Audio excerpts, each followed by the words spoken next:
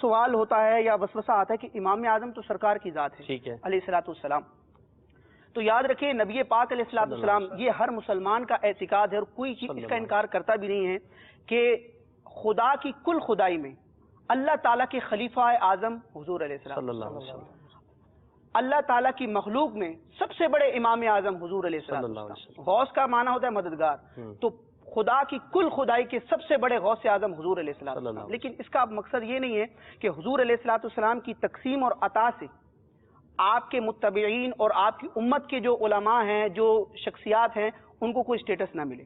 تو امام اعظم جو کہا جاتا ہے معاذ اللہ انبیاء یا حضور علیہ الصلوۃ والسلام، یہ صحابہ کے مقابلے میں نہیں کہا جاتا، بلکہ صحابہ کے بعد امام اعظم کے دور میں، اس دور سے لے کے آج تک اور تا قیامت جتنے علماء ہوں گے اور جتنے ائمہ ہوں گے ان اماموں کے امام ہیں، اس نسبت سے کہا جاتا ہے امام اعظم۔ اس کی ایک مثال میں دیتا ہوں کہ سب سے بڑا سچ بولنے والا کون ہے؟ اللہ تعالیٰ سے بڑھ کر کون سچ بولے گا؟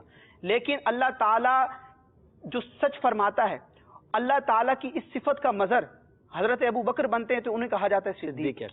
سب سے بڑا حالانکہ ہم بولتے ہیں اللہ اکبر، اللہ سب سے بڑا ہے، جی سب سے بڑا کا لفظ تو اللہ کے لیے آتا ہے، صدیق اکبر۔ اسی سب طرح سے بڑا سچا، حق و باطل میں فرق کرنے والی سب سے بڑی ذات اللہ کی، بے شک۔ لیکن اللہ تعالیٰ کی اس حق و باطل میں فرق کرنے والی صفت کا مظہر جب عمر بن خطاب بنتے ہیں تو انہیں کہا جاتا ہے فاروق اعظم۔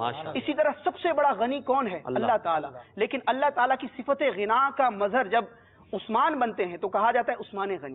اور سب سے بڑا مددگار، سب سے بڑا مولا اللہ تعالیٰ، لیکن اللہ تعالیٰ کی مدد کا جب مظہر علی بن ابو طالب بنتے ہیں تو کہا جاتا ہے مولا مشکل۔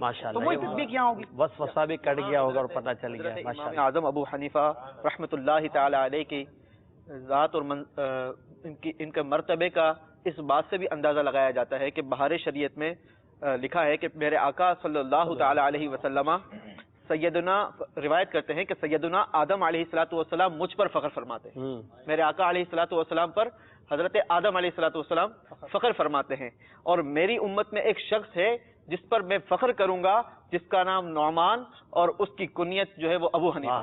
ماشاءاللہ ماشاءاللہ۔ ایک دوسری روایت یہ ہے کہ تمام انبیاء اکرام مجھ پر فخر کریں گے اور میں ابو حنیفہ پر فخر کروں گا۔